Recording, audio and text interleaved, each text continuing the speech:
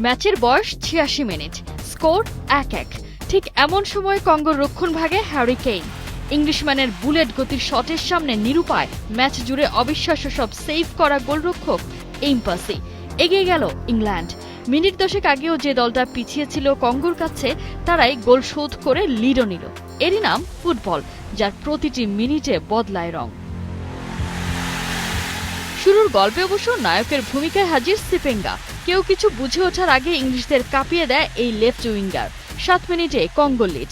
প্রথমবার নকআউটে উঠেই ইউরোপের দেশটাকে স্তব্ধ করে আফ্রিকার দেশটা মাতে বুনো উল্লাসে। সঠিক প্যাড আর সঠিক তথ্য দিয়ে এসো সামলে নিব এক হয়ে। Monalisa sanitary napkin. পিছিয়ে পড়ে ম্যাচে ফিরতে মরিয়া হয়ে ওঠে ইংল্যান্ড। সুযোগও পেয়ে যান বেলিংহ্যাম, তবে এবারে দেয়াল হয়ে দাঁড়ান কঙ্গো গোলরক্ষক লিওনেল এমবাসি। একের পর এক শট আটকে দিয়ে এমবাসি হয়ে উঠলেন দলের রক্ষাকর্তা। প্রথমার্ধে ৩টি সেভ করেন। খানিক বাদে ব্যবধান বাড়ানোর সুযোগ পান গ্রুপ পর্বের ২ ম্যাচের স্কোরার উইসা, তবে কাজে লাগাতে পারেননি।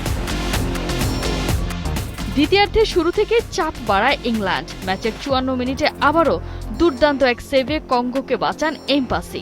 তাও শেষ রক্ষা হয়নি। ৭৪ মিনিটে ফুরায় ইংল্যান্ডের অপেক্ষা। হ্যারি কেনের বজ্রগতির হেডারে ইংল্যান্ডের ধরে প্রাণ ফেরে। ওই এক গোলেই বদলে যায় অঘটনের স্ক্রিপ্ট। শেষ ১৬তে বেপরোয়া ইংল্যান্ড, ফুরায় কঙ্গোর স্বপ্নযাত্রা।